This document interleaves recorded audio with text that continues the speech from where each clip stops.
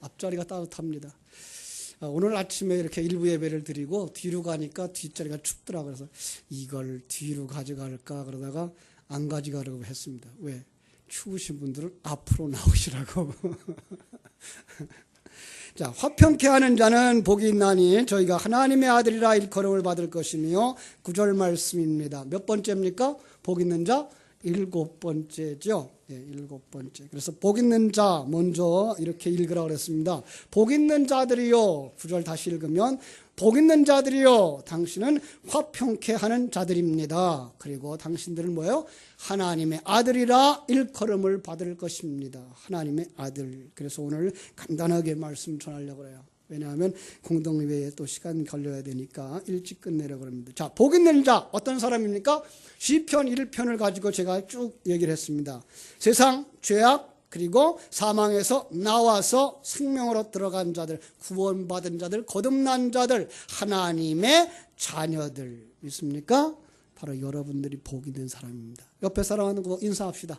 복 있는 분이십니다. 당신이 정말 복 있는 사람입니다. 예, 여러분들이 정말 복 있는 분들입니다. 이 진리의 말씀을 들을 수 있는 귀를 열어주신 하나님께 감사하고요. 시편 1편은 그렇게 말씀했습니다. 2절에서 율법을 쥐하러 묵상하는 자들 복 있는 자들이라고 했습니다. 율법을 문자 그대로 얘기해서 십계명을 묵상한다 혹은 613가지 그 장로들의 유전을 묵상한다 그러면 아닙니다.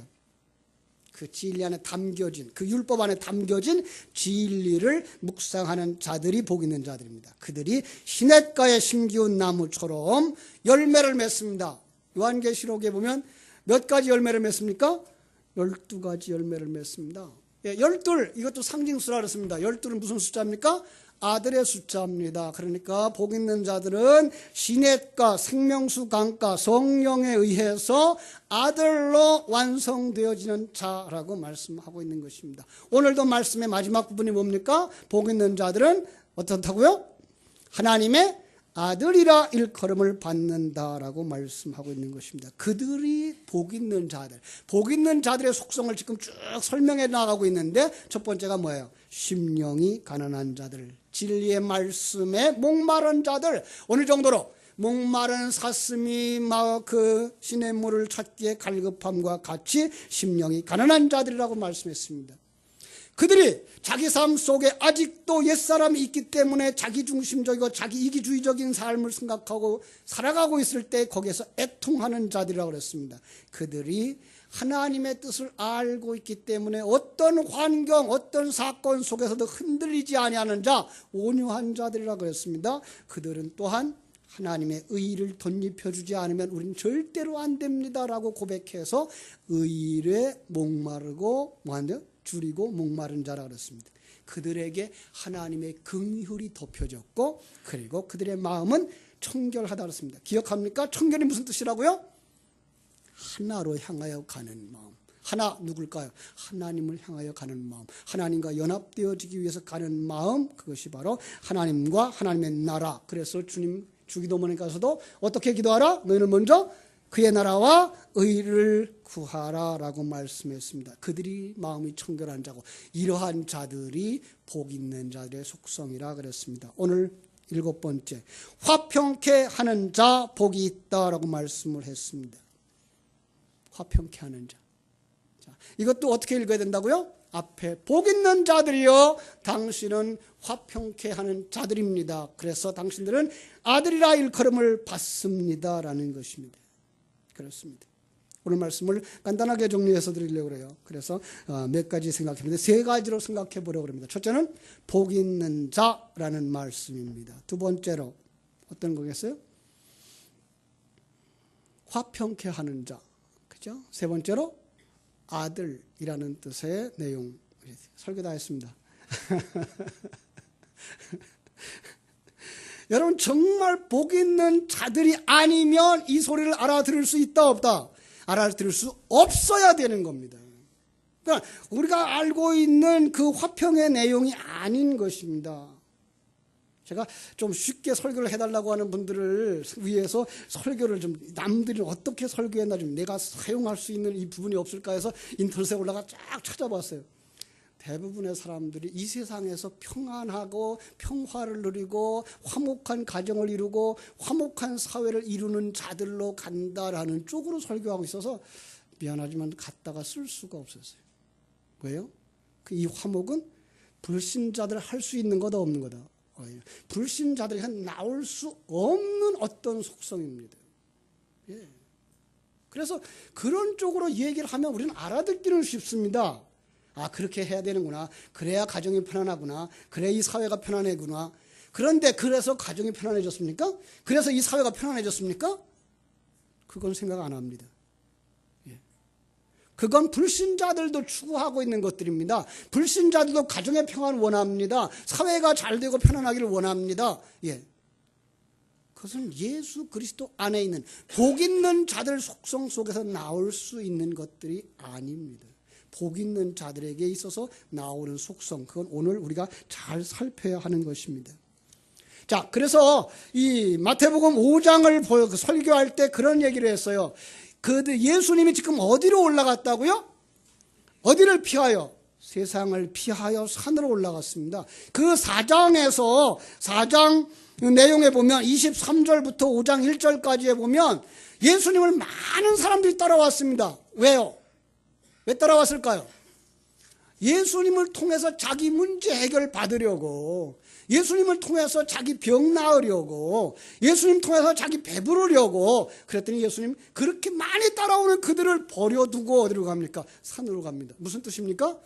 난 그거 주려고 온 사람이 아니야. 여러분, 그거 주려고 왔다고 믿으십니까? 그럼 생각해 보십시오. 그거 주려고 온 사람 왔다고 믿고 그거 구하여서 10년, 20년, 30년 예수 믿었고, 한국 기독교 100년 지났고 미국 200년 넘는 시간을 예수 믿었습니다. 유럽 2000년의 역사를 예수 믿었습니다. 그런데 그들 속에 제일 갑부들은 불신자입니다.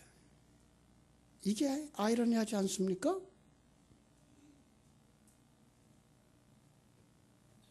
우리는 여기서 우리는 한 번쯤 생각해 보아야 되는 겁니다. 예수님이 이 땅에 메시아로 오신 것은 이 땅에서 잘 먹고 잘 살게 해주기 위해서가 아니라 하나님과 하나 되어져 하나님 나라로 완성되어져 가게 하기 위하여 오셨다고 하는 사실을 잊으시면 안 됩니다. 이걸 잊어서 우리는 자꾸만 우리의 옛사람의 욕망으로 갑니다. 옛사람은 어떤 욕망을 가지고 있습니까? 편안한 삶, 잘 먹고 잘 사는 삶, 문제 해결받고 세상에서 머리 되는 삶. 예. 그런데 성경은 그렇게 말하고 있지 않습니다. 아브라함이 복을 받은 자로 그렇게 훌륭하고 갑부로 살지 않았고요. 이삭도 그렇고 야곱도 그렇고. 아니, 그들이 믿음이 없어서 그렇습니까? 그럼 믿음 좋다고 하는 바울은 어떻습니까? 아니, 그 모든 믿음의 선배들보다도 더 정확하게 이 땅에서 하나님의 아들의 역할을 감당하고 가신 예수 그리스도의 일생은 어떻습니까? 그분은 이 세상에서 그렇게 높은 자리에 올라가지도 부요함을 가지지도 않았다고 하는 사실을 알 수가 있습니다. 이 땅에서 부요함을 가지거나 높은 자리에 올라가는 건 그건 뭐라고요? 하나님이 주신 그릇입니다. 예. 그건 불신자도 올라갈 수 있고 신자도 올라갈 수 있고 불신자도 가질 수 있고 신자들도 가질 수 있습니다. 그것을 가지고 믿음의 열매라고 보시면 그것은 오해입니다. 예. 믿음의 사람들은 하나님을 알고 하나님 나라로 가까이 나가는 쪽에 있습니다. 오늘 본문도 바로 그런 면에서 세상 사람들이 이룰 수 있는 그 어떤 것들이 아닌 오직 하나님의 백성들만 가지는 겁니다. 그런데 사람들이 그걸 갖다가 성경을 문자적으로 해석해서 성경이 말하는 화평을 그냥 사전적인 평화의 개념으로 보고 말입니다. 그래서 마음이 기쁘고 평안하고 다툼이 없이 잘 지내는 것, 화목하고 화평스러운 것, 이게 하나님 주신 평화라고 생각을 합니다. 여러분, 그런데 그러면 오해할 수 있는 구절이 있습니다. 어떤 구절일까요? 누가복음 12장에서 주님께서 하신 말씀입니다. 주님 뭐라고 말씀하셨습니까? 내가 온 것은 어떻게 하기 위해서 왔어요? 불을 주러 왔다고요. 화평케 하려고 하니까 불을 주러 왔다고 했어요. 그래요. 여러분, 이 주님께서 이 땅에 오셔서는 우리가 이 세상에서 불화할 수밖에 없어요. 세상과 불화할 수밖에 없어요. 예. 우리가 오해하는 부분이죠. 여러분, 예수 믿고 나면 집안이 편안해집니까?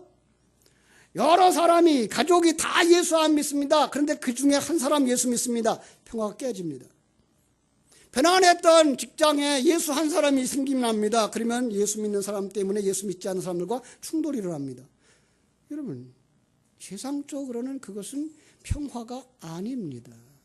그런데 많은 사람들은 그냥 그걸 소망하기 때문에 일반 종교심을 가지고 예수를 통해서 그 평화를 가지기 원하고, 예수를 통해서 그 문제 해결받기를 원하고, 예수 믿고 이 세상에서 오래오래 살아서 몇 살쯤 살고 싶어요? 천년 만년 살고 싶어 합니다. 그런데 한 사람도 그렇게 사는 사람이 없습니다. 왜요? 하나님은 우리에게 그 욕망을 채우러 오신 분이 아니기 때문에 그렇습니다. 예, 그럼 하나님이 우리에게 주시려고 하는 화평은 어떤 것입니까? 성경이 우리에게 가르쳐준 화평은 그런 것이 아니라 바로 원수되었던 자가 돌아서서 얼싸안고 한 몸이 되는 것, 이게 화평입니다. 우리 한번 따라합시다. 원수되었던 자가 돌아서서 얼싸안고 한 몸 되는 것. 세상에 그런 것이 있을까요, 없을까요? 세상에는 없습니다. 오직 하나님의 나라의 이야기를 하고 있는 것입니다. 자, 우리는 여기서 누가복음 15장의 탕자의 비유를 우리는 예로 들 수가 있습니다. 자, 탕자의 비유 속에서 탕자의 비유를 우리가 한번 볼까요? 누가복음 15장으로 가겠습니다. 누가복음 15장 11절에서부터 24절까지의 내용인데요. 읽지는 않겠습니다. 우리 잘 아는 내용이기 때문에. 그때 아들이 왜 떠납니까? 아들이 12절 아버지에게 말합니다. 아버지, 재산 중에서 내게 돌아올 뿐긴 내게 주소서라고 말합니다. 아버지가 그 살림을 나눠주었더니 아들이 그만 며칠 안 돼서 재물을 다 팔아가지고 날랐습니다. 예. 여러분, 아버지, 여기서 이거 상징적 인물입니다. 아버지는 누구의 상징이었습니까? 하나님의 상징입니다. 하나님 알았을까요? 몰랐을까요? 알았습니다. 그런데 왜 허용했을까요? 이것이 바로 인간이 타락을 허용하신 하나님, 이 바로 집을 떠나도록 허용하신 하나님, 그 떠난 상태를 갖다가 죄라고 말합니다. 원죄라고 말하고, 그것을 떠난 사람들을 향하여서 음란한 자들이라고 말합니다. 왜요? 그들은 하나님과 붙어 살아야 될 존재인데 하나님을 떠나 자기를 사랑하는 자, 자기만 사랑하는 자, 세상을 사랑하는 자 되었기 때문에 그렇습니다. 그래서 성경 속의 모든 음료들은 누구를 상징하는 겁니까? 하나님 떠난 나 자신을 상징하고 있는 것입니다. 그렇습니다. 그걸 갖다가 원수라고 말합니다. 그럼 원수되었던 자, 이건 누굽니까? 탕자입니다. 원수되었던 자 누굽니까? 여러분과 납니다. 어떻게? 하나님을 모르고 살았을 때. 자, 그런데 그 속에 하나님을 버리고 떠난 그 탕자들 속에, 세상 죄인들 속에 누가 있습니까? 하나님의 창세전에 택하고 만들어 놓은 하나님의 자녀가 있습니다. 그래서 하나님의 자녀들을 하나님은 구원하기 위하여서 누구를 보냅니까? 예수 그리스도를 이 땅에 보내십니다. 그래서 이 화목의 존재 속에는 화목의 제물이 들어가야 됩니다. 예.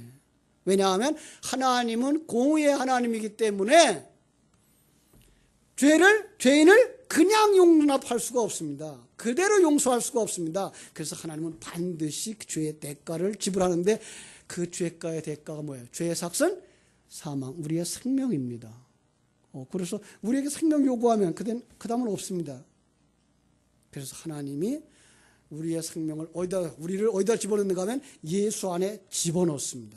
여러분, 그건 둘째 하나님 예수 그리스도 안에 집어넣고, 그리고 예수와 함께 십자가에 못 박아버립니다. 그래서 예수와 함께 죽었다고 우리는 고백합니다. 믿습니까? 여러분은 예수와 함께 죽은 자들이죠. 그렇습니다. 여러분과 나는 예수 안에서 죽은 자들입니다. 그리고 나니까 우리에게 죄가 이미 예수 그리스도의 의로 덮여진 것입니다. 예수 그리스도 의로 덮여졌기 때문에 이제는 하나님이 우리를 죄인으로 보지 아니하고 뭐로 봅니까?